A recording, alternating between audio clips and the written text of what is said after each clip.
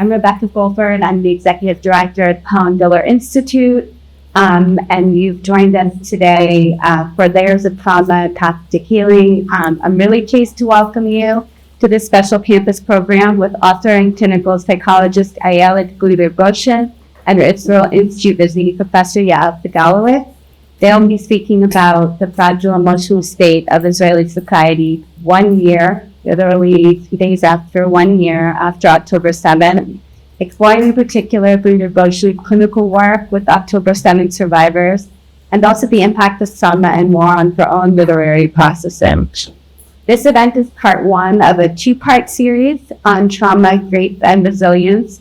The second talk, which was originally the first talk as a webinar and was postponed, is with psychological anthropologist Karen Friedman-Peleg, and she'll be discussing her ongoing ethnographic work examining the processes of meaning-making after trauma among October 7 survivors from the Gaza envelope.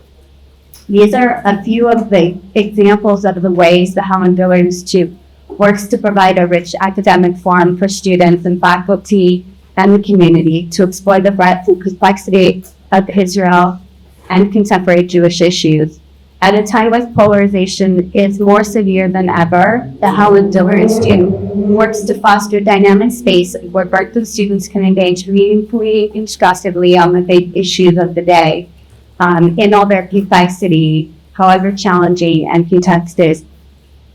In a few weeks, author Yael Segalovitz will join us in conversation with Yael Segalovitz. So too, we will host Mohammed Darash, scholar practitioner of Shared Society Initiatives, and historian Ilan Troen. And we will also host a second webinar with author and journalist Negev Eyal. We've also launched UC Berkeley's Israel Studies minor, building on the dozens of courses we offer each year, and we engage a cohort of 30 undergrad fellows in leadership training and in program planning for their peers, including how to have difficult conversations and how to engage across differences. All of these programs and activities are dependent on philanthropic support from initiators. So I am excited now to introduce our speakers, our moderator, Yael Segalovitz. The sound problematic? It's not for you guys. So let me start then. Our moderator, Yael Segalovitz, is the 2024-2025 Israel Institute visiting professor at the Helen Diller Institute. And while at UC Berkeley, she is teaching courses in Hebrew literature and translation in the Department of Comparative Literature, listed or room shared with Jewish Studies. She's an assistant professor in the Department of Foreign Literatures and Linguistics at Ben-Gurion University of the Negev. And she received her PhD from the Department of Comparative Literature at UC Berkeley, so she is no stranger to us. We're very excited to have her back. And while she was here, she was a Townsend Center Fellow and a Posen Fellow. Her research spans American, Hebrew, and Brazilian modernism with a focus on transnational literary exchanges, complemented by her work translating literary works across these cultural contexts. The forthcoming book, How Close Reading Made Us, The Transnational Legacies of New Criticism, follows the global circulation of close reading beyond the Anglophone orbit and this practice's impact on modernist literary production. And her current project follows the resurgence of psychoanalytic object relation theories within the American humanities, leading to the emergence of a new hybrid literary genre she terms psychoanalytic.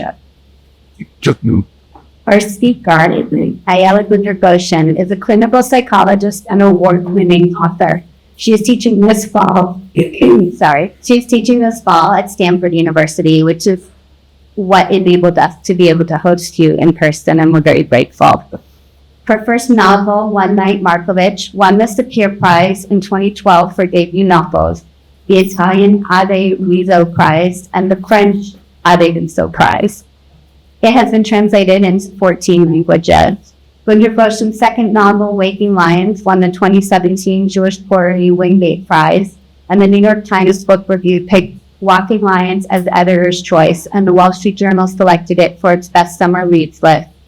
Her critically acclaimed third novel, The Liar, was published in English in 2019, and her fourth novel, The Wolf Hunt, explores the burning questions of Jewish and Israeli identity We will find the head-on collision between the American dream and the Jewish longing for the promised land as the reality of racial tensions threaten to boil over.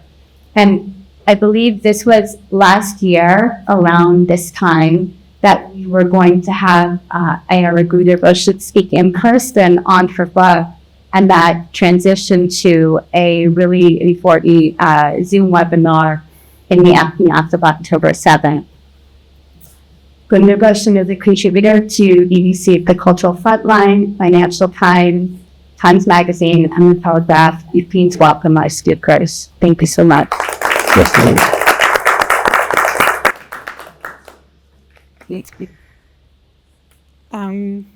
I'm extremely excited to be here and have the real honor of this opportunity to speak to Ayelet, whose bold and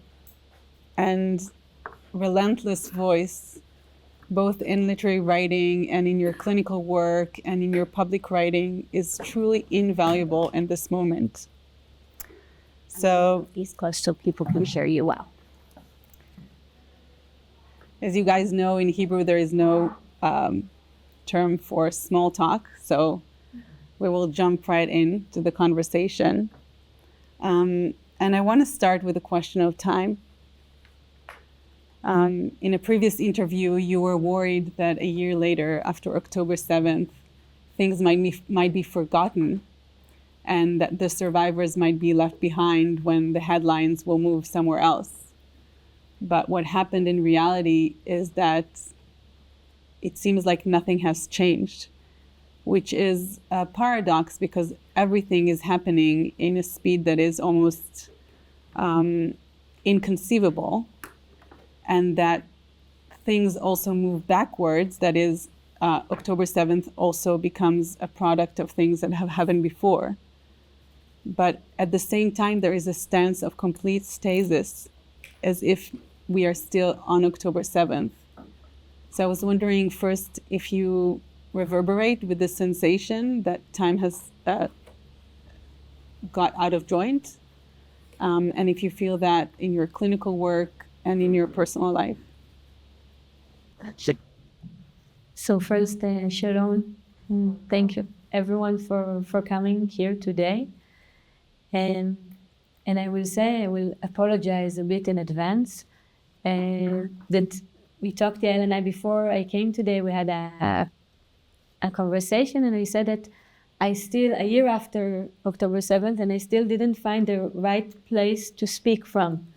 Because when I talk about literature, I feel as if I'm turning my back to reality. And this is not a time to turn your back to reality. It is time to face reality.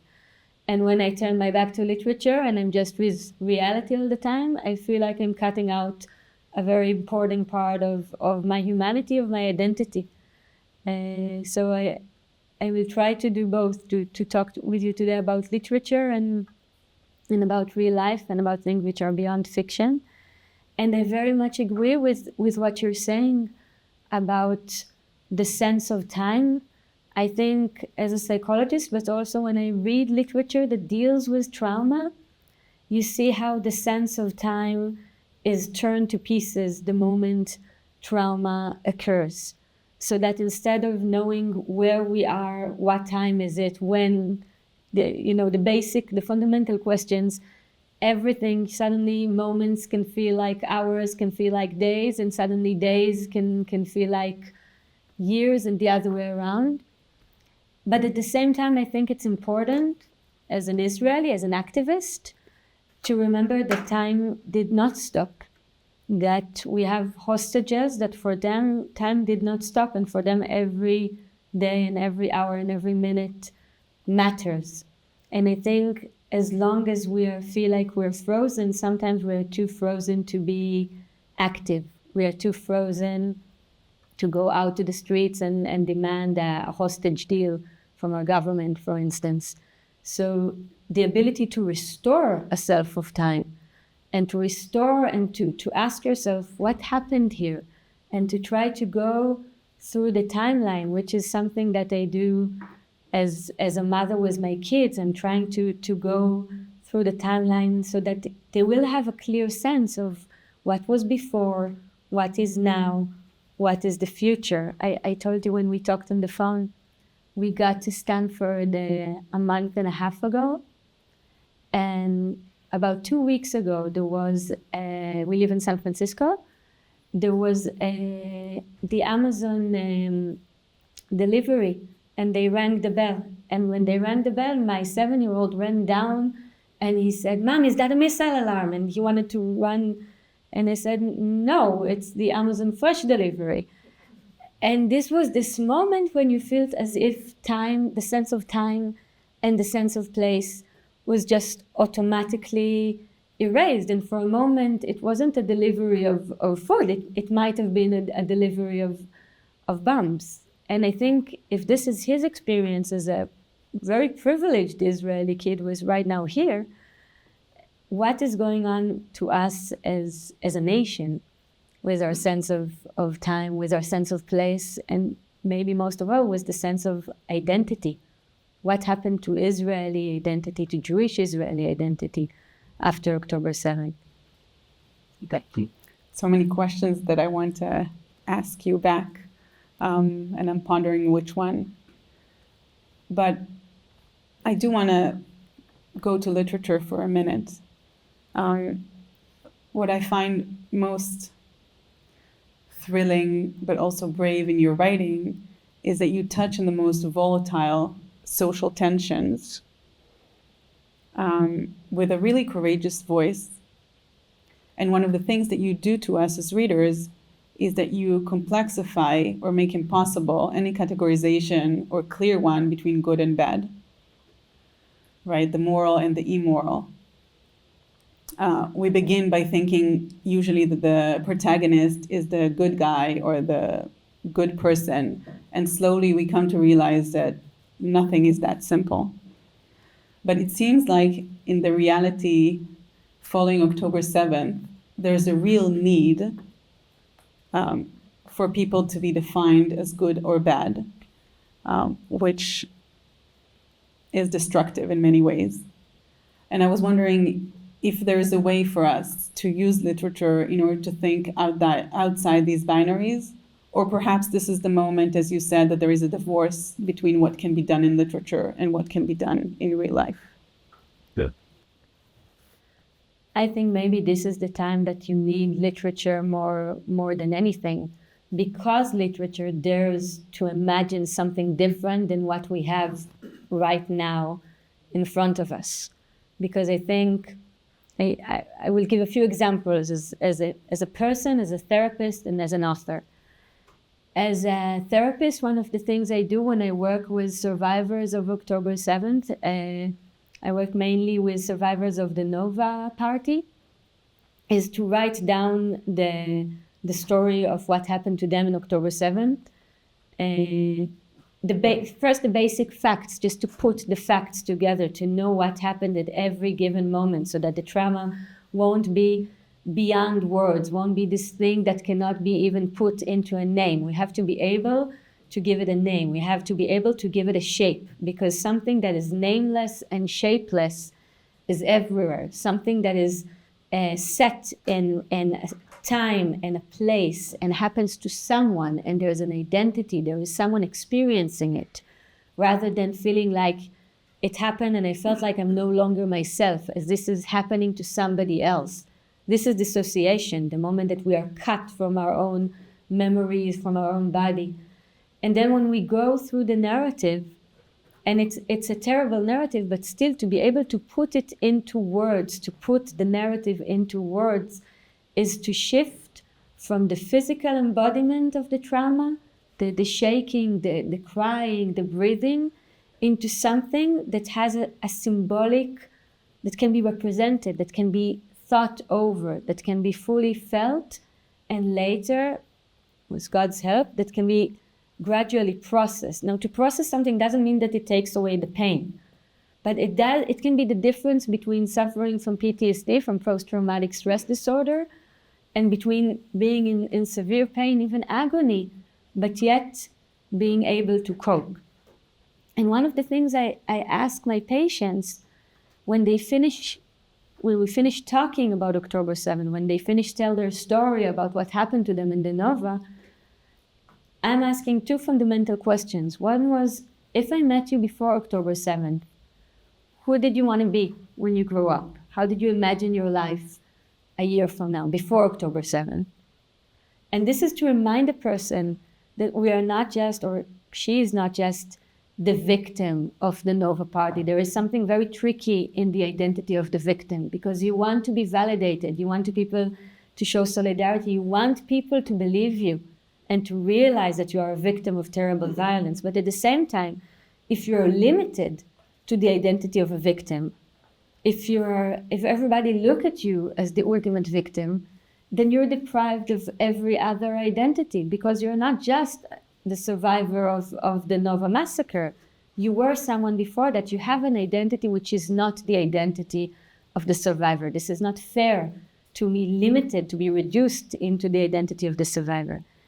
And the second question, and this is where I think literature comes in, is to say, if you were to imagine your life a year from now, if we were to write another chapter, okay, this is not the end of the story.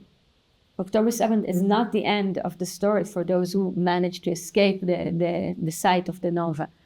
What would be the next chapter about? And I think this is a moment in which a therapeutic action is a literary action. Because when you try to narrate the next chapter, you're telling yourself that you refuse to let Hamas terrorists win. You refuse to be limited for your entire life to this moment of time, to October 7th. You are going to have other days in your calendar, and being able to fantasize about these other days, being able to write down these other days, being able to tell a story about someone who was there on the Neva site, who had terrible things happening to her, but is capable of continuing to writing her own story, is crucial. So when I think about literature today, the idea that we can still imagine something different than what we have right now is crucial in the therapeutic meaning, which is what I do with my patient. It's crucial in the political aspect as well. Who do we want to be when this war is over? What kind of future can we imagine for ourselves and for our neighbors? Assuming that one day this war will be over, what is going to happen between Israel and the Palestinians? Can we imagine anything which is different than what we have right now? Or is it the only thing that we can promise to our children is to repeat? This is the repetition compulsion, right? Not to be able to write anything different, repeat the same lines again and again, instead of being able to write something new. So I think also in the political level, the fundamental questions of literature are very tied up to it. And the basic act of writing literature, I think, is a very humanistic act, because I will give you an example on the personal level. Before October 7th, there was many demonstrations, protests in Israel against the legal coup that the government was trying to have. And we went to the demonstration, to the protest with the kids. And one time in a protest, a driver drove right into the protesters to scare us away, or I think he just wanted to scare and not to hurt anyone, but it was really scary. And I was so upset at the driver, and I said a word that I will not repeat right now because it's recorded, and I said it, and then my child looked at me like this because he never heard me talking like this before. But then he said something which was really interesting. He said, but אמא, האיש הזה, מה עובר לו בראש? He said, Mama, this person that just drove the car in front of us, what's going on inside his head? What does he think? How does...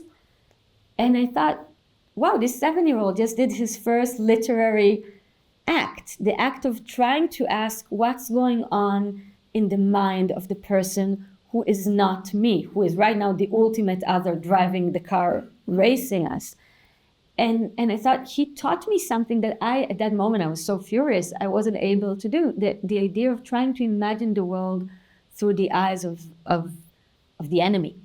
like know thy enemy, but know thy enemy not in the perspective of a strategic advice, but in a literary psychological aspect of saying, well, maybe if you know thy enemy, he doesn't have to remain your enemy. Maybe you can still take a moral stand regarding to what he's doing, but maybe you can also build a bridge and not just condemn. We're always condemning and canceling. And once again, I'm in favor of having very strong moral and ethical opinions.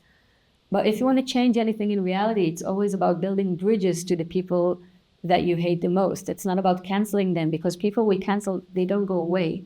They're still there behind our border. They're still there inside our own culture, in the other side of the political map. If we just cancel them, we're never able to create anything different. Is it even possible right now, or do you see it happening in Israeli society, this ability to abandon the other? Or do you think that, or to create empathy in other terms, or is hate governing the discourse completely? I think this is perhaps one of the biggest challenges that we're facing as a society right now.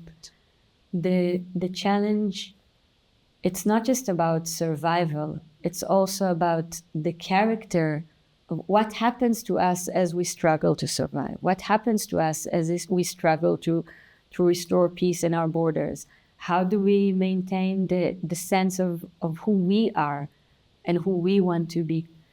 And I think it's a huge challenge, because if there's one thing that the trauma does, when there's terrible pain, everything else disappears, right? There is anger, there is agony, and our ability to empathy is turned apart. And sometimes we don't want to have empathy.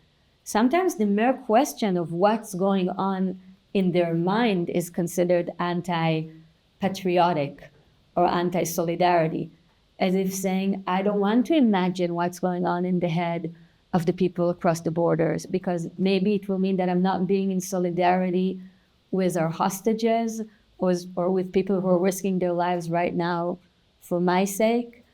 And I think it's very dangerous. I think there are parts in our society that wants us to think that it's either or, that you can either have full empathy and concern for the lives of Israelis, or you can care for the lives of Palestinian civilians. And I don't think this dichotomy is true. I think it's a very tricky one.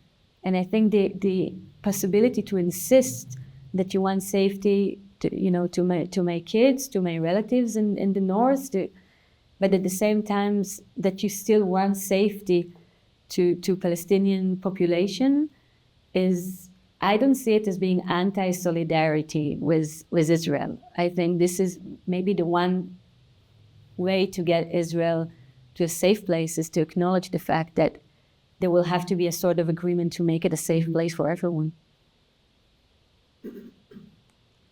In one of the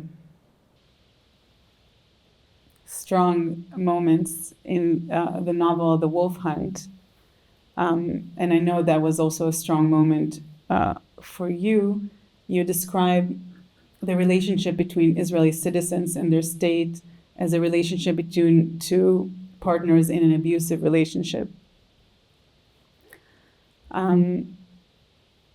And I was wondering, it resonated very strongly with me, in fact, at the current moment. And I was wondering what you make of this sentence right now, a year after October 7th. It's interesting that you mentioned this sentence, because I gave the manuscript of The Wolf Hunt to my mother before the novel was published. I didn't do it with any other novel, but with The Wolf Hunt she was very ill, and I wanted her to read the novel. So I let her read it. And this was the one sentence that she really was stuck on, because the protagonist is an Israeli woman who chose to immigrate from Israel to the Silicon Valley. And she says that she didn't do it because she didn't like Israel. She said, I loved Israel. I loved Israel the way a woman that was beaten loves her abusive husband. but she leaves him because she knows that she has to protect the kids. And my mom hated that sentence. She said, I know it's a book, it's not you, it's the protagonist. I realize that, but I just really hate that sentence. I hate reading it. And I said, yeah, I hated writing it. But it's still there. And I think it's so interesting because you think about the foundation of Israel. For so many years, Jews were praying, still are praying, facing the east because Israel is in the east. And for years, Jews are praying, facing to go back to the promised land. And then when finally there's an Israeli state, so many Israelis right now, I wouldn't say the majority, but so many Israelis are in a way praying with the face to the west, as if the new promised land is not Israel, as if it became America. And the word in Hebrew language, for many years, Israelis that chose to immigrate from Israel to America, the Hebrew word for this movement from Israel to America was not immigration. It was in Hebrew, yordim. Yordim means going down, okay? Because Israel is like a high level of spirituality. So if you choose to leave Israel, yordim, you're going down. And if you immigrate to Israel, you're doing aliyah. Aliyah means going up. Now, it took me years to realize that this is geographically speaking impossible, right? But this was the essence. This was what I was brought up for. And then the word yordim, the word for immigrating is going down, shifted. And today in Israel, what we say in Hebrew about people who are relocating to America, we say in Hebrew, לעשות relocation. Relocation is an English word, but this is also a Hebrew word now. It was assimilated into Hebrew with the Israeli accent, relocation. And it's called, and this is not like yordim, which has a bad negative association to it. So a generation ago, if your child decided to leave Israel, you wouldn't talk about it. You wouldn't say that he did it because it would be considered shameful. In my generation, a grandmother can proudly say to another Yiddish grandmother, הנכד שלי עושה relocation, which means my grandson is making relocation, and it will be, and then she says to Boston. It's like, okay? And this is a huge cultural shift between this sense of Israel as the one safe place for Jews, as the place that everyone longed for 2,000 years, and between thinking about America as a better place to raise your Israeli child rather than in Israel, because maybe if he will be in America, he wouldn't have to go through what's going on right now. This is one of the things that the novel discusses. And I think for me, the protagonist was an Israeli woman who chooses to live, and chooses to live to protect her kids, and wishes to take off her identity, her Jewish Israeli identity, to just take it off her body the way you take off a coat, a heavy coat, when it's warm. And she wants to get to sunny California and just to take off this coat and feel that she doesn't carry this burden of Jewish history on her shoulder. The thing is that when she gets to California, she realizes that, you can travel, what Yonah discovered in the biblical myth, right? You can travel, but you carry yourself with you. You cannot really take out your identity. You're defined by your identity because other people will always look at you as the Jew. And even if you don't want to think about yourself.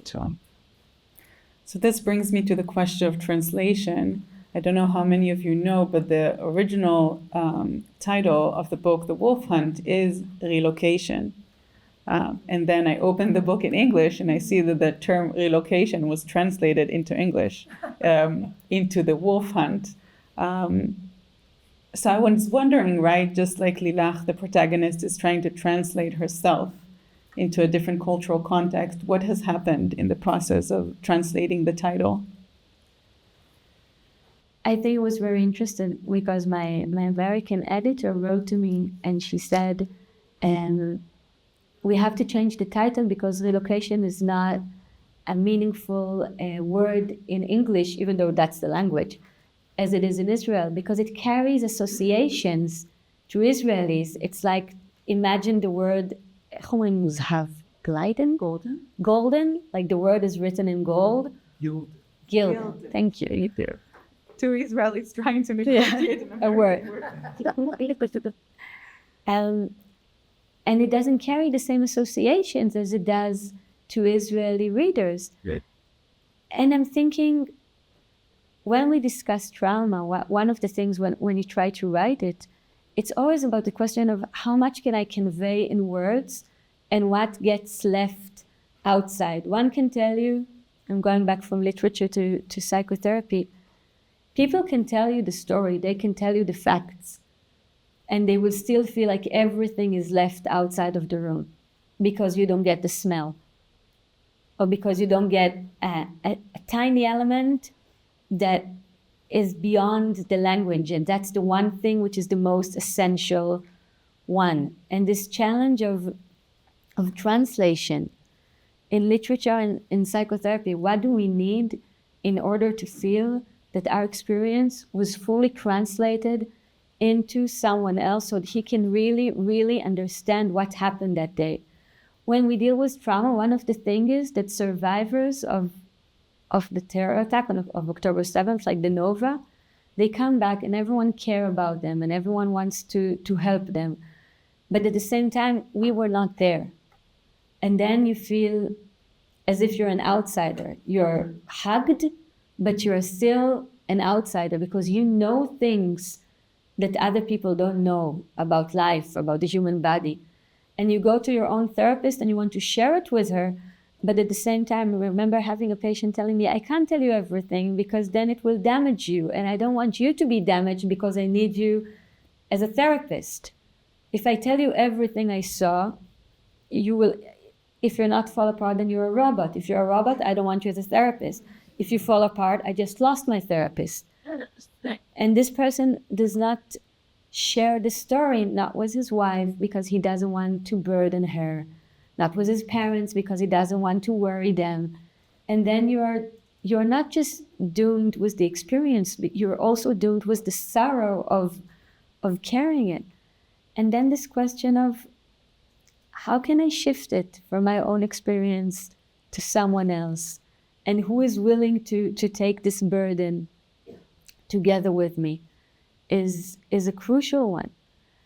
And when I'm thinking about part of what was so, I asked some of my patients if I can share their stories, which is something I never did before October 7th. I don't publish, psychoanalytics do publish their works. I never published my works as a psychotherapist before October 7th. I did ask for it after, with people I felt that for them, the ability to share their story gets them the feeling of being validated, of having witnesses who care enough to stop everything and listen to it, who believe them.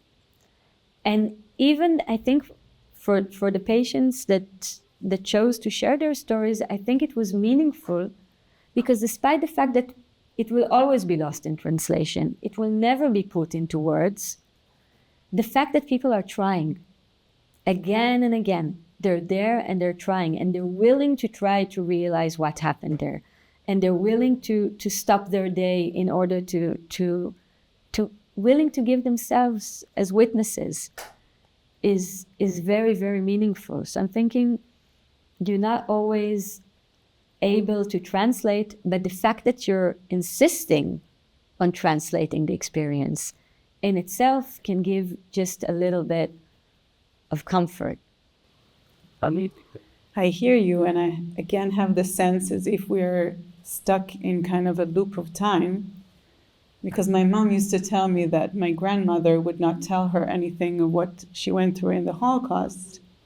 My grandmother lost her two children before my mother was born.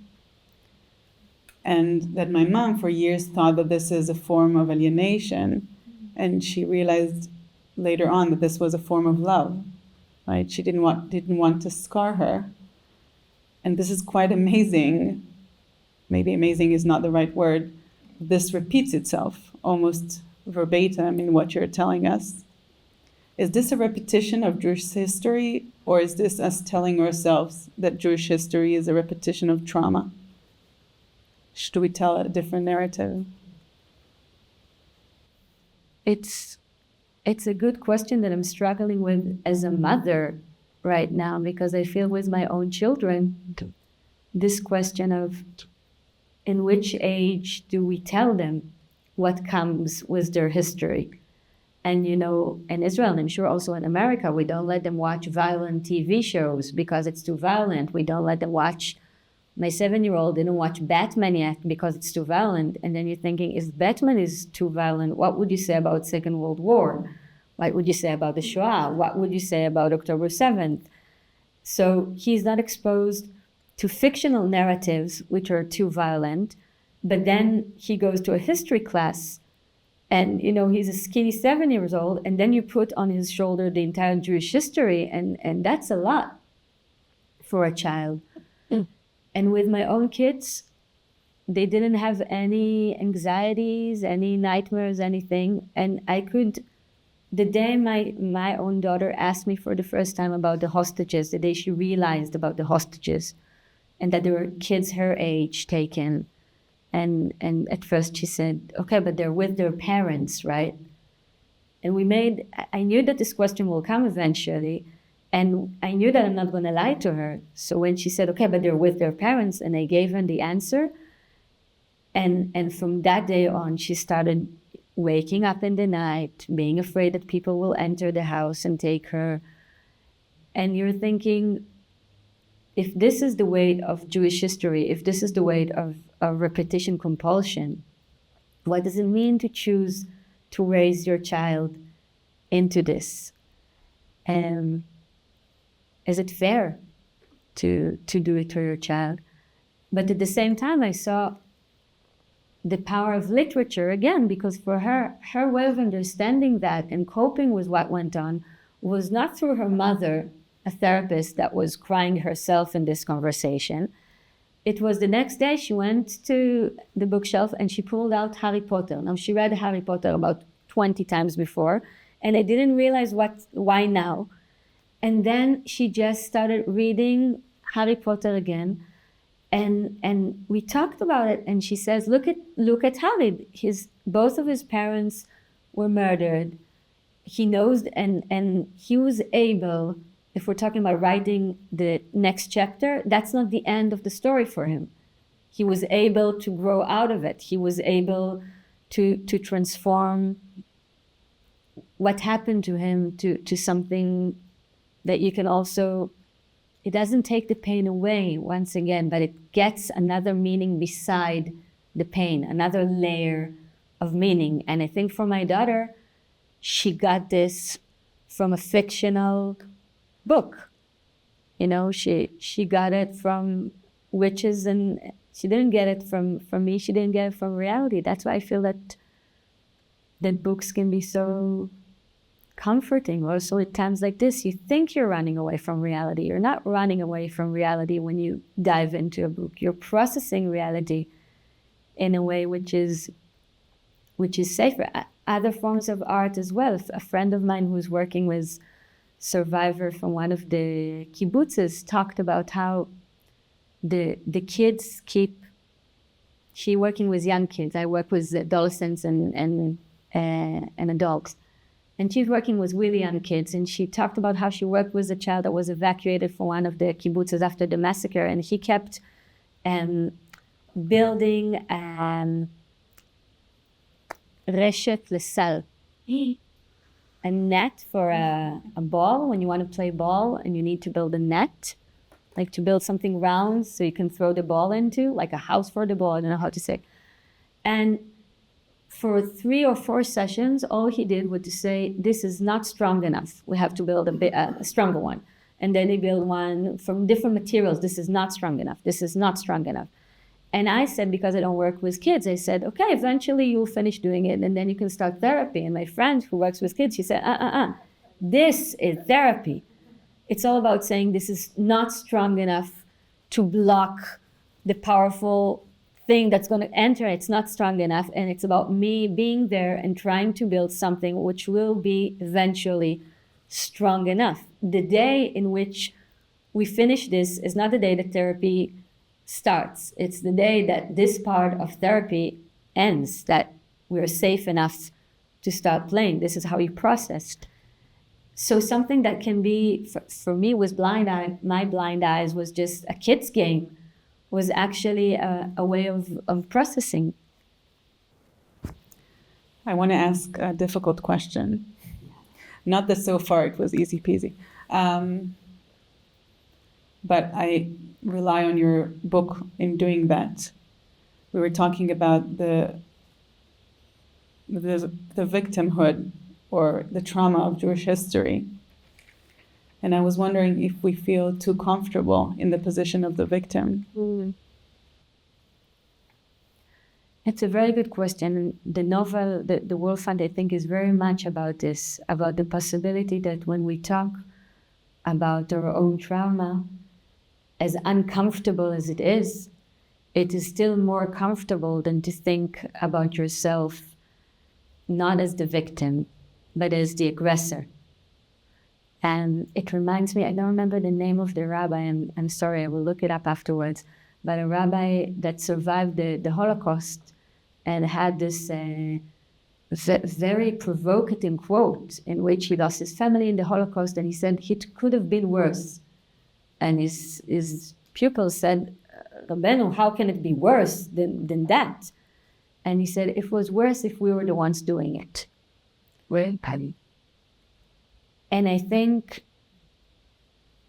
when you look at literature, literature can help you understand the other, but literature can also be just delving into oneself.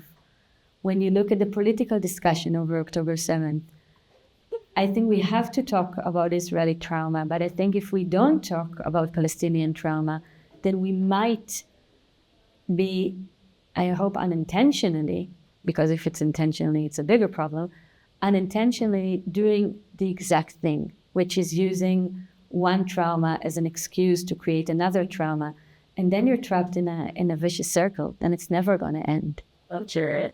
And I think if you looked at Israeli media, for instance, right now, there is just one paper in Israel that even bothers to show what's going on in the other side of the border, which is, it's not just an Israeli thing. Every war, this is the immediate thing that happens, okay?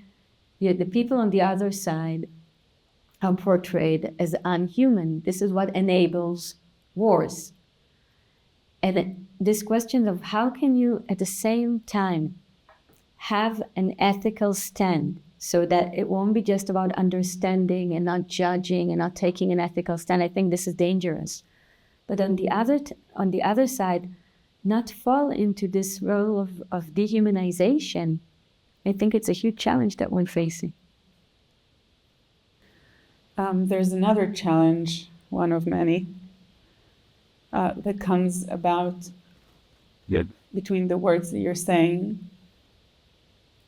That there is a huge value in words, right? In putting narrative into words. But it feels like many of the words or the basic tenets, linguistic tenets that helped explain our narrative has been robbed or have been misused. Zionism, trauma, sometimes anti-Semitism. It's if they were evacuated from some of their meaning by political use or other uses. And I was wondering what role literature might have in reviving these terms or just finding other terms, other ways of expression for things that have been evacuated. It's a very interesting question. I think in the political level, until I came to Stanford, I didn't know that Zionism was a slur. Since I came to America, I'm starting to realize it. But also the other way around. A friend of mine who was a very left-wing activist, he's a peace activist, And she said, I will never forgive Hamas for turning me into a Zionist, because she never identified as a Zionist. She's an Israeli peace activist. But now she feels as if this is the best way to identify. And she's still a peace activist, but she now identifies as a Zionist, which she never did before. So you see how it shook people. For me, what I love about literature, it's that it's not about a one word or one term. It's about trying to dig in the holes and to turn exclamation marks into question marks. So instead of saying, this is a Zionist, you can ask, what does it mean to be a Zionist? Instead of saying, well, it's a good thing, it's a bad thing, you are this, you are that. You're asking, what does it mean? And I read a lot of Israeli literature, Jewish literature. These words usually are not there, and they're not there for a reason, because it's not about the solid definition. It's about, using words. This is literature. You use words to explore and to ask questions rather than to go on this big announcements. There's an Israeli novel that was banned a few years ago. It's called Border Life. It's by an Israeli author called Ori Danino. She's an Israeli Jew from Iranian descendants. And Ori Danino wrote this Tamara Binyan from the TV series about Tehran, is called Rabinyan as a tribute to this author, Dorit Rabinyan. So Dorit Rabinyan wrote a novel about a love affair between an Israeli woman and a Palestinian man. And Naftali Bennett, who was the Minister of Education back then, banned this book from school's curriculum. So he said this book cannot be taught in any classroom in Israel, this novel. God forbid. God forbid. And a friend of mine who's an editor, Noama, when we talked about it, she said she's a chief editor in Israeli publishing house, and she said something. She said, you know what? I'm really happy about Naftali Bennett, because finally we see that some people do believe that literature can change your life completely. So Naftali Bennett truly believes that if Jewish girls will read this novel, they will just run across the border to marry Palestinian, and this can be the end of it all. And I think that on the one hand, I could see her irony. And no, I don't think that if you read a novel, it will change everything. But on the other hand, I could also see why Naftali Bennett was worried. I could see why he was worried. And I think this is a revolutionary potential in literature. And I think this is why it's needed right now. But we're also too traumatized to even imagine something like this right now. And it's a proof that no publication is bad publication, right? I'm sure I'm twisting the idiom because it became a bestseller and everyone knows the novel now. So you're looking at things, it seems, with two different lenses of the clinician and the writer, not to talk about the mother. Do you feel like these lenses correspond to one another, or do you see a different reality through those different perspectives? I think there is a very deep connection between literature and psychotherapy, in the sense that in both cases, you're asking why. This is your basic stand in front of life when you write a novel and when you see a patient. Instead of judging, instead of jumping into conclusions, instead of saying this is a terrible person, you're asking what made this person be who he is? What made this character become who she is? I see it in psychotherapy all the time. I was working in a locked ward in a mental health department with teens that were brought in judge order after committing sometimes very crazy, bad things. And when you get a child like this, outside of the clinic or outside of the hospital, people judge. They say this child is a monster, this kid is a monster.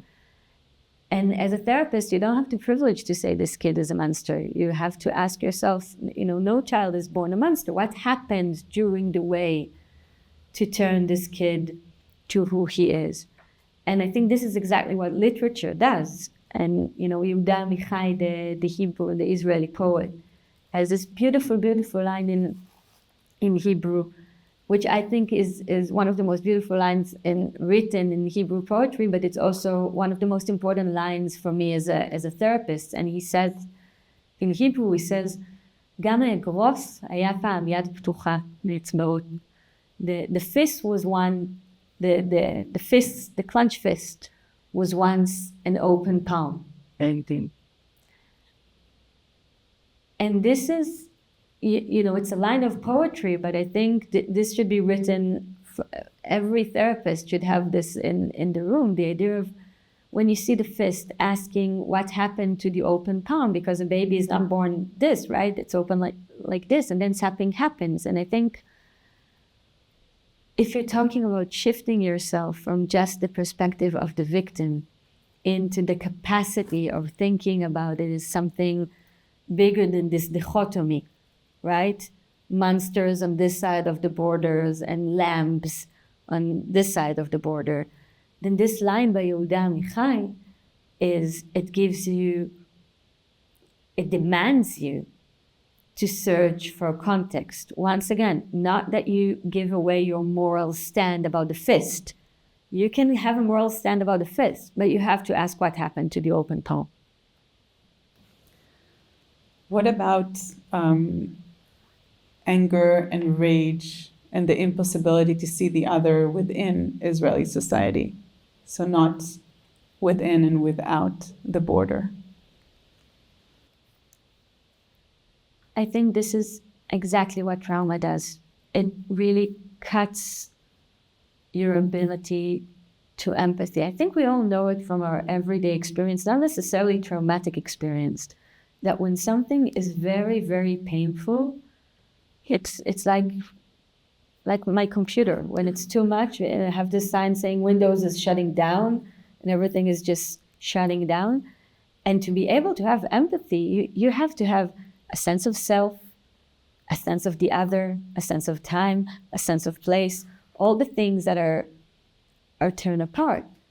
So I think but then again, it's also a question of, do we want to restore our ability to talk with one another, to see one another?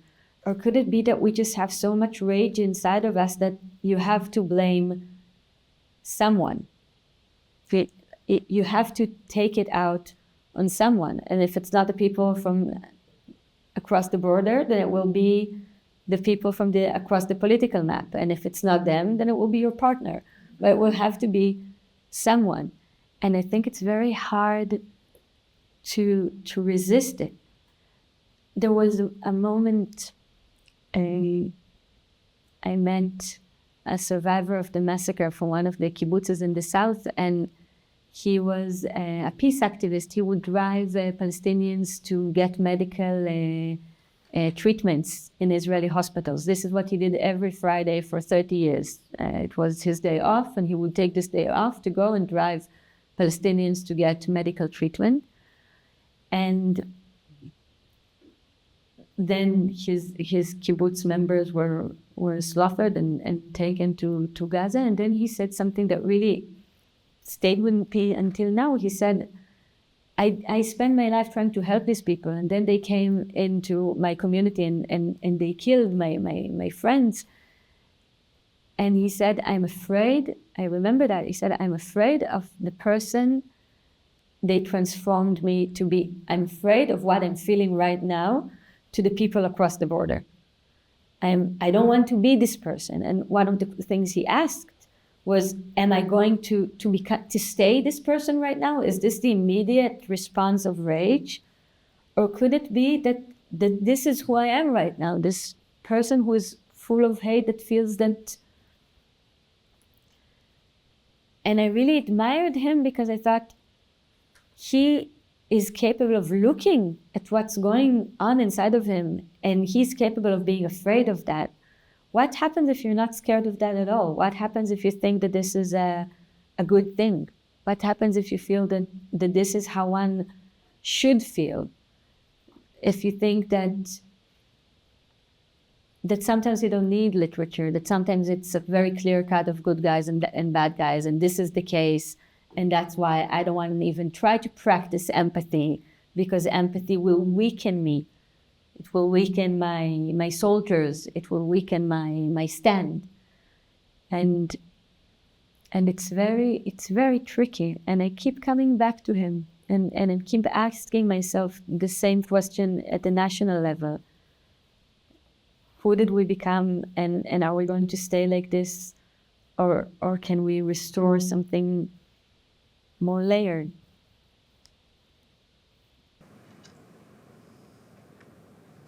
I want to turn now to the location and place where we are right now, which is outside of Israel borders. And you also write about this process of relocation, right? And I was wondering if you think anything changed in the relationship between Jewish communities in Israel and Jewish communities outside of Israel in self-definitions, in, illusions of differences, in maybe desires to move in or out. Did October 7th bring any change in your understanding of this relationship, which, as we see in the book, you were already engaged with before?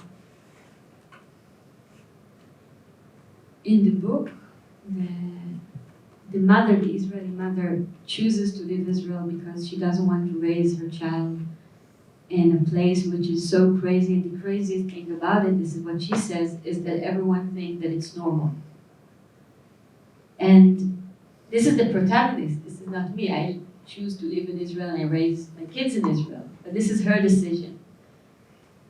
And I thought about this decision the day after the Iranian night, the first Iranian night, because we were in Kaplan, we were in protest, or we were protesting for against the government and for a hostage deal. And then they stopped the protest at Kaplan and they said, okay, now everyone go home because Iran just launched missiles and they should be here in about a few hours because it's a long time to travel. So go home. And I remember we're standing and we're this situation. I remember, and then we had dark jokes about it. So we said, okay, so do we have time for a last cocktail? Can we go and have a drink? Or do we wake up the kids? But why do we need to wake them up to tell them that a missile might be coming or not coming? It was. And then there were the missiles. And the next morning, we woke up and we drove to work. And there were people going into the coffee shops. And there were people, and after this night of explosions, and I remember thinking, it looks like a normal Sunday, and that's the craziest thing about it, that it looks like a normal Sunday, and that people might actually think that this is a way to raise our children, and that this is a way to raise Palestinian children, and that this can be considered something to just go on for years ahead. And in the novel, the mother chooses to leave exactly because of that, because she doesn't want to raise her child in a constant state of war. But then when she gets to America, there's a terror attack on a local synagogue. And she asks herself, could it be that I took my child out of Israel just to get him exposed, instead of the Israeli craziness, to the American craziness, to anti-Semitism? And is the role of a mother to try and keep a child safe and just keep running from one country to another, trying to keep him safe? Or is the role of a mother a different role? Is the role is to try to raise him to be strong and with confident in a reality that we cannot control? And in the novel, there's this moment where he's accused of a hate crime. And they said that he committed a hate crime against another child that bullied him. And she really asks herself this question that you asked earlier about is he a victim of an anti-Semitic libel, telling that it's the Jewish Israeli kid who did a hate crime? Or could it be that my child, after being bullied, wanted to fight back, wanted to never be a victim again, wanted to show that he's strong, he's not the weak exiled Jew, and that the shift between a victim and a bully it's a much thinner line than what I want to think. That it could be that while I was thinking about him as a lamb, he might have been the wolf, or he might have been transformed into the wolf because of the trauma. And these things that were written in the novel are right now things that I feel also meeting with readers in Israel are very present also in the Israeli discussion. The discussion about immigration, the discussion about how to raise our children, what do we raise them on, what values do we want to teach them. Is the lesson is you must always be strong? Is there a different lesson to be learned? One final question before we open up a conversation. At the end of the wolf hunt, you leave us intentionally not knowing the biggest question of the novel, whether this child was or was not the aggressor. And I was wondering what may be the role of feeling more comfortable with not knowing at the current moment. For me, the biggest question of the wolf hunt was not the question of did the child commit or did not commit the hate crime. It was the question of does the mother really want to know if he committed or not? And this comes back to your question about do we want to know if we're not the victims, or is it comfortable to be in the position of a victim? Because at the wolf hunt, the mother is like a detective who is trying to solve this riddle, but the mystery that she's trying to solve is her own child. She looks at her child and she says, I know everything about him. I know what he likes in his sandwich. I know what time he goes to bed. I know what band he listens to because it's all over the house. I know everything. But could it be that I don't know the most crucial thing, if he's capable of taking somebody's life or not? And so she's like a detective and she's in search for the answer. She wants to know the truth. But I think at the same time, I ask myself, does she really want to know everything about her child? Is she really willing to face the consequences? Or could it be that she'd rather think of herself as a victim, as uncanny as it is to think of my child as a victim? Maybe she still prefers it than to think of him as a monster. And, it's based on my own experience, because with the wolf hunt, what initiated that was that it's the one novel that I know that has a birthday. I wrote 4 novels. I can't tell you the birthday of any other novel, but here there's a specific date when the novel was formed, because it's the 1st of September. It's the opening day of the school year in Israel. And I took my girl, she was 4 years old back then, and I took her to the kindergarten. And when I entered the kindergarten, she was all happy. She was walking in, and I was terrified. And I walked in and I looked at all the other kids, the boys and the girls, and I was trying to find the class bully. I was looking and I was saying, okay, so where's the mean girl that's going to say something nasty to my sweet little daughter the moment I leave the room? Or where's that evil kid, okay, who's playing nice now, but the minute I leave the kindergarten, he's going to push her or do something. So I was eyeing all the other kids. And then I realized that the other parents were also eyeing the other kids, but they were eyeing my daughter as well, which I thought was very rude. And then when I came out from the preschool, I thought, wait a minute, how can it be that I'm so confident that we're all looking for the wolf, as if it's a jungle and we're all looking for the wolf, and none of the parents stopped to consider the possibility that it might be my child who's that wolf, that might be my daughter who's that mean girl who's saying something nasty to another girl just in order to feel better about her self-esteem or something. And that was a very troubling thought. And I shared it with my partner. I came back home. We have 1 hour in Israel. In the first day, you leave them for just 1 hour, and then you come to rescue them. So I came back home. I told my partner that I had this thought, and I asked him, I said, if, say, you had a choice, we don't get this choice in life, but say you had a choice between having our daughter right now being bullied at the preschool, or between having her being the bully, what would you rather have her? I asked him, and I thought it was an interesting question to ask. And he didn't think it was an interesting question at all. Oh, he was very angry at me for even asking this question. He said, what kind of mother even asks this question? He said, this is such, כזאת שאלה שמאלנית. In English, it's such a woke question. It's such a lefty question to ask. And he said, and I think it's a typical Israeli macho man, he said, of course I prefer her to be the bully rather than being bullied. And you're a bad mother if you even doubt this. And then, because he questioned my motherhood, I pulled out my psychological weapons and I said, you're only talking like this because you are a third generation of Holocaust survivors. And because of what your family went through in the Holocaust, you are now looking at a 4-year-old girl and you're saying she must never be a victim again, and you're sending it over to, I don't know what to do in the class. This is crazy. This is generational trauma transmitted, and you're not going to do this to our daughter.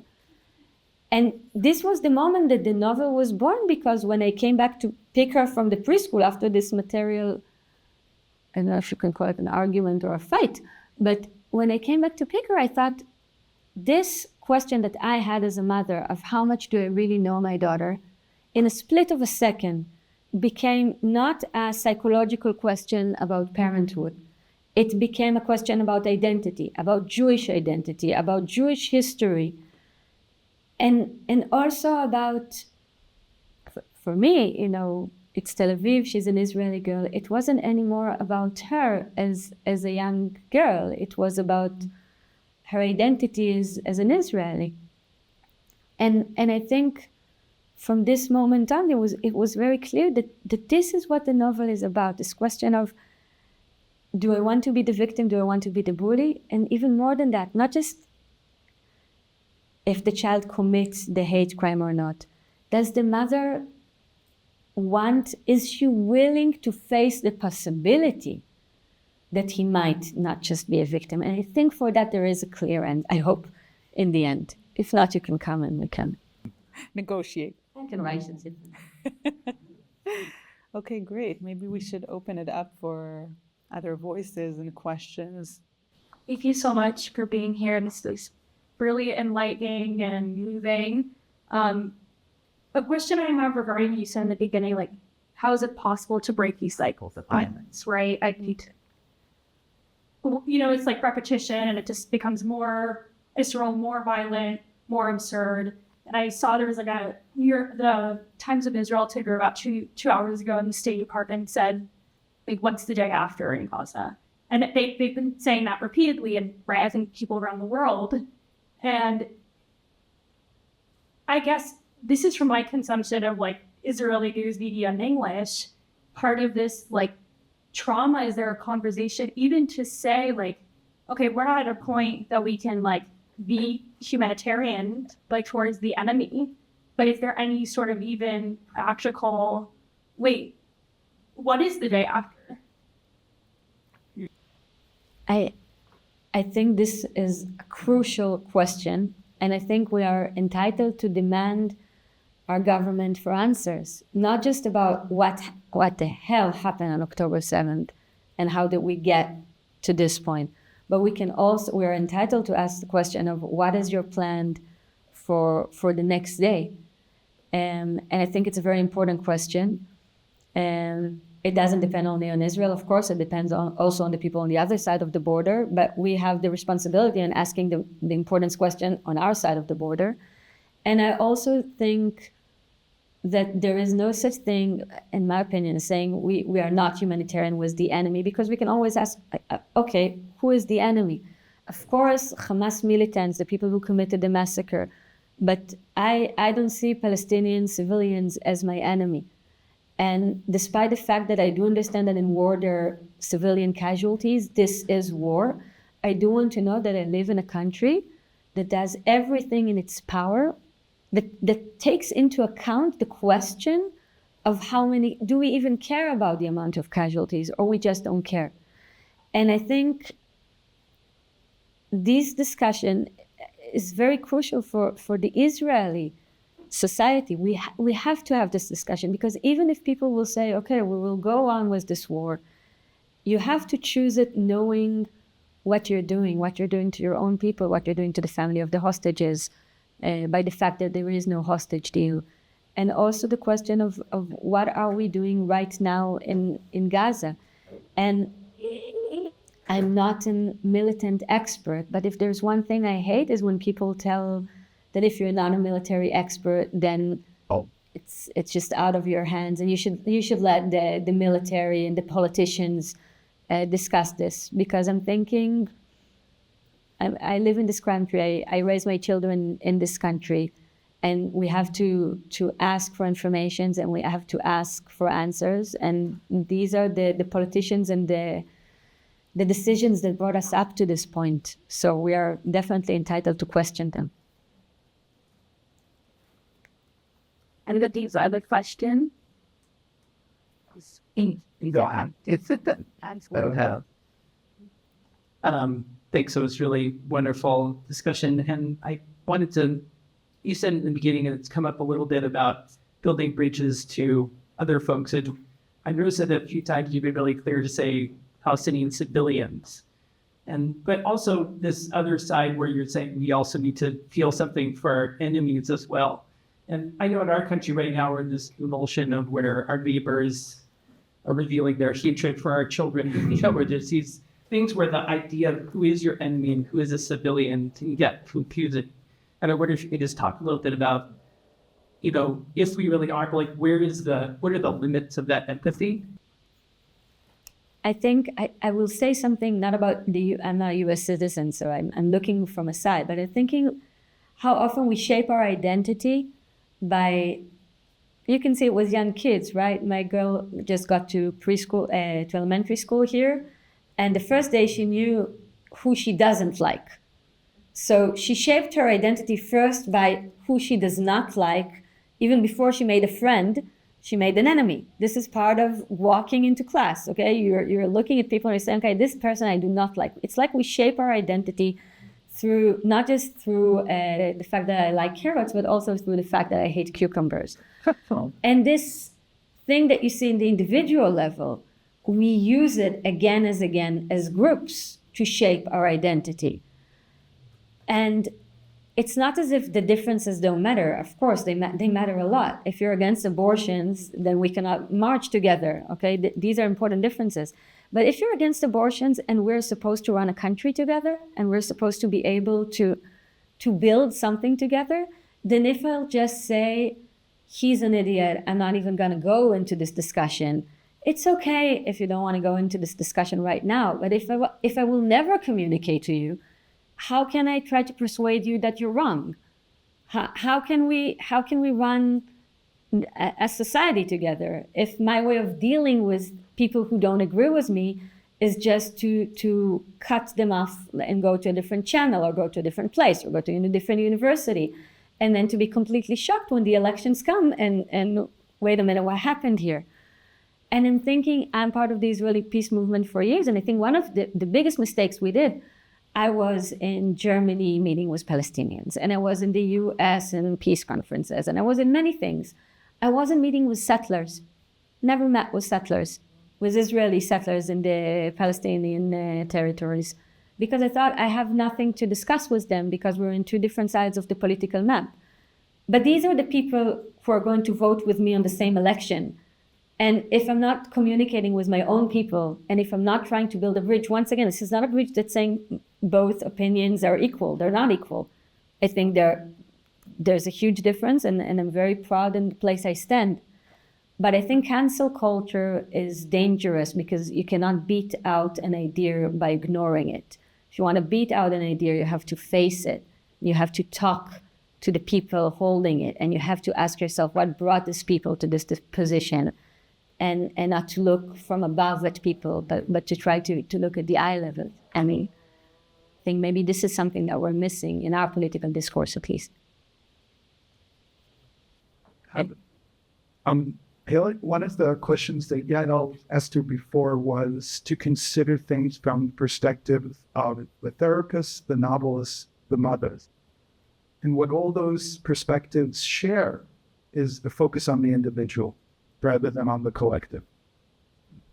In a right, and with fundamental experience. But it might be argued that the entire project of Israel Zionism has been either a choice or a feeling of compulsion to focus on everybody as a member of a collective rather than on the individual. And, there might have been a sense in which people involved in the Project of Israel could say, sort of keeping with tradition, we need to act as members of a collective until we achieve redemption. And when that comes, then we'll already be able to be as individuals. But what happens when external events of conflict on a regional basis seem to be signaling to many Israelis that redemption will never be achieved, and that we'll always be in the state of having to act as members of collective rather than as individuals. We can't afford empathy, exactly for the reasons that you said. And that this sort of cruel reality is the fate, some people can be on the right, consider it the destiny of Israel. Is there any way that you thought out in which there's a way forward, in which Israel, as it is, could be a world which is focused on individuals rather than on people as members of a collective? That's a very interesting question. I can answer a few parts of it because I think it's a broad. First, I'm not sure that the collective is just a source of the political sphere which we are in right now. I think the collective can also be a source of healing. I will give you 2 examples. When I came to Eilat right after October 7th, the people were evacuated from the kibbutzes, were taken to 5-star hotels in Eilat. And I work at a mental health hospital, and the mental health hospital, we had a mental first aid station in Eilat. And one of the most amazing things that we saw was how the members of the kibbutz, as a community, as a collective, did a healing process for the collective that had nothing to do with us. It has something to do with the wisdom of the collective for the collective. I will give an example. There was an 80-year-old woman who came to the laundry and the hotel laundry, and they just wanted to do their laundry and to help them. And she said, we don't want you to do our laundry. We want to do our own laundry. And the hotel owner said, no, we want to help you. And she said, you're not helping by doing our laundry. Okay, you are making us infantile. You are making us helpless. You are treating us as victims. The best thing we can do is to fold our laundry. So they opened the kibbutz laundry inside the hotel. And they said, we don't want this 5-star hotel dinner that you're cooking. We want to cook a kibbutz dinner, okay, which is a very basic dinner. We want to make our dinner as a collective for the collective. Or the way people would come and they would say, this person didn't leave the room for the last 4 days. Can you go to his room? And I would say, usually someone has to come to a therapist. You cannot force someone to therapy. And they would say, he's never gonna talk to you. Just go there, tell him I sent you, knock on the door, and don't leave until he opens. And this is something that was very, very powerful. I saw how people who were part of a collective it's like a psychological shield, which is given by the fact that the massacre was made by humans, but the help was also given by humans. So that you lose your faith in reality when you see what happened, but you can restore your faith in humanity when you see that other people are fighting over you. This is in the psychological level. In the political level, I will say, I'm an optimistic. You can't be a psychologist if you don't believe that people can change. I believe people can change. I believe nations can change. When I look at America, when you look at the history of America, it's unbelievable that you had a black president. And when you look at the first one, it's unbelievable, American history. When you look at Jewish history, it's even more unbelievable to think that you even had a Jewish state, that we were able to form a Jewish state.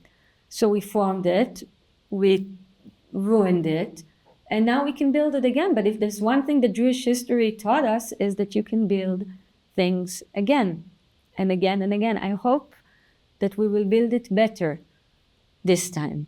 But I still feel that we can make this right if we dare to ask the right questions. The question about the day after, the questions about empathy, the question about how much can a collective demand from the individual? What is the moment when the individual says, okay, this is it. I'm not going to do this to my kids. They deserve something different than that.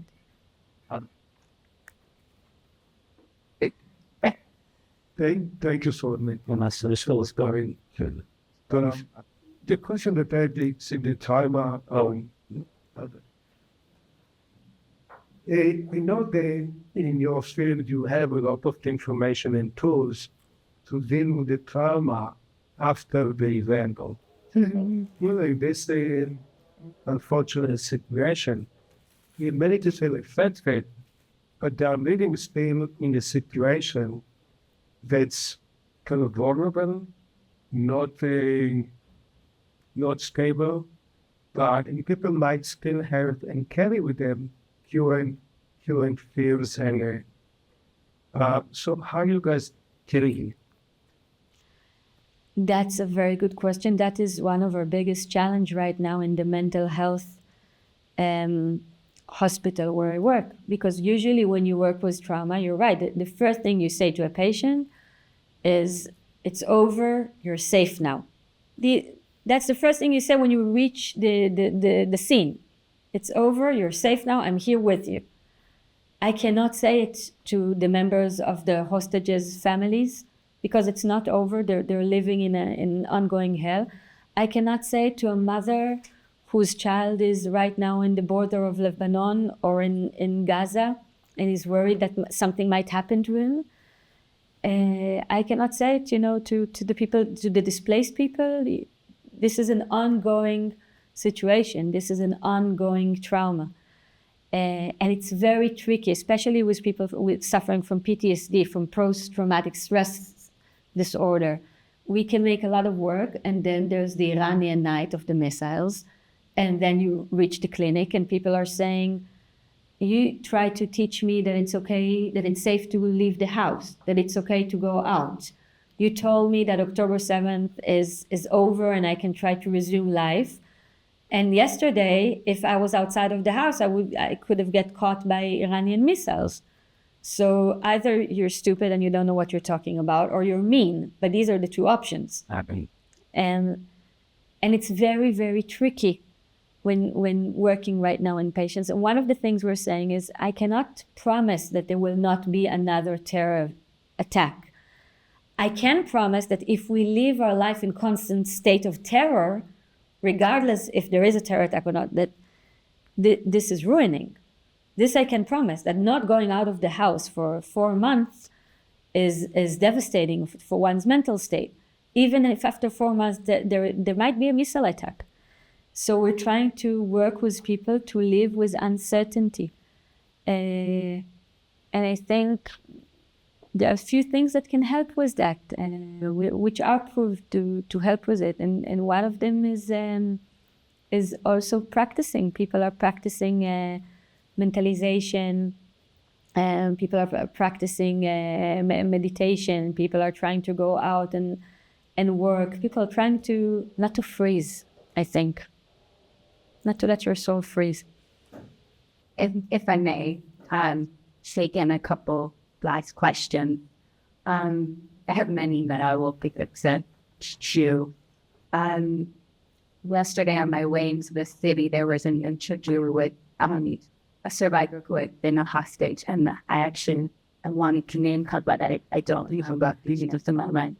But she said something that stuck with me, and said many things, but the thing that stuck with me in her ability to return from being a hostage was her sort of notion that she hadn't lived yet, that she hadn't had a meaningful life yet, she needed to return to do something meaningful, which I found incredibly painful to listen to. And for her, it was something I think more like she returned and she's found her voice and been able to be one of them sort of more active, like speakers who's but I wondered your thinking about where that falls in the thinking about trauma, sort of his notion of not having had a meaningful life and needing to do something meaningful.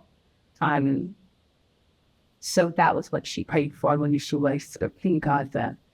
And then my favorite question to you, if I can ask, we spoke with you a year ago. The year was incredible. So you were incredibly sort of raw and you vulnerable, and sort of thinking about what you were experiencing in your counseling work that you just described. And I wonder sort of in your own head where you are today. And I know you talked a little bit about it, but sort of just things a year later, sort of has that vulnerability changed, has the rawness changed, has your own practice changed, and even how your counseling has changed. You gave one example of now sharing testimony, something you've never done before, but I wondered sort of, broadly your thoughts on that. I think the biggest thing that changed is, and I don't think it changed just for me, there was this scene that I remember that someone told me in Eilat, in the mall. They have a mall in Eilat, and they had balloons in the mall.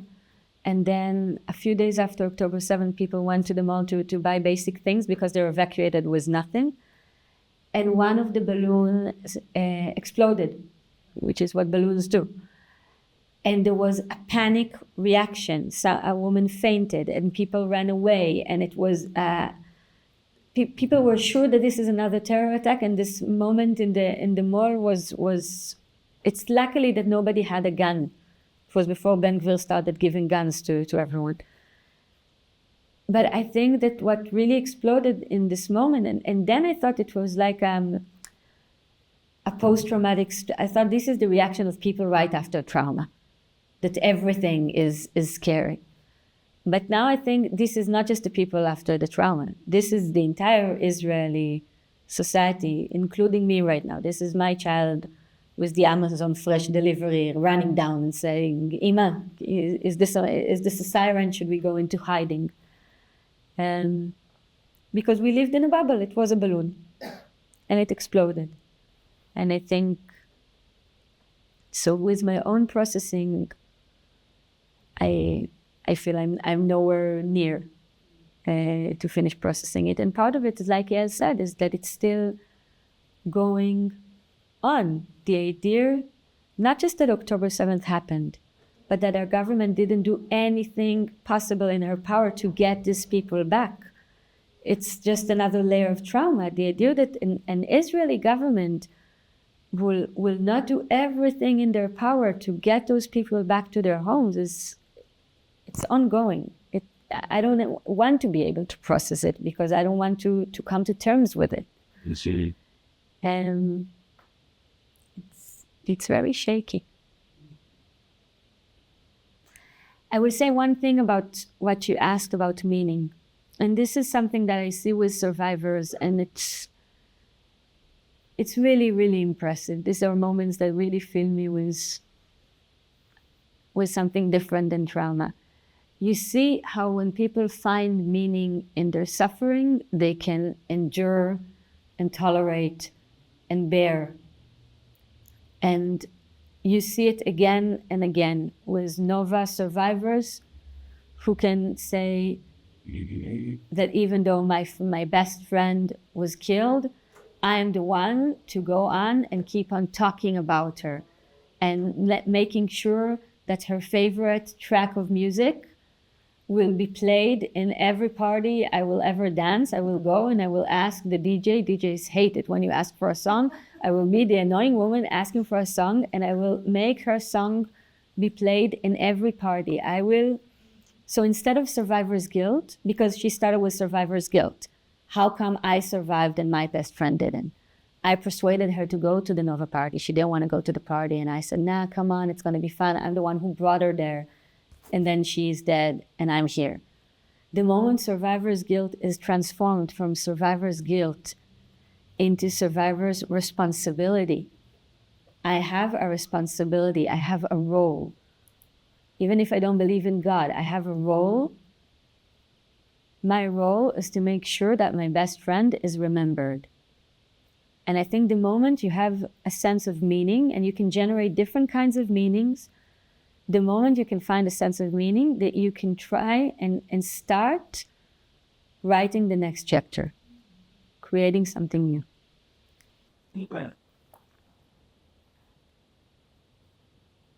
That's okay. Thank you. I just want to say thank you Yael for amazing moderating, and thank you so much, Ayelet, for sharing so much. Still felt very well and used to be in the way, so we very appreciate it.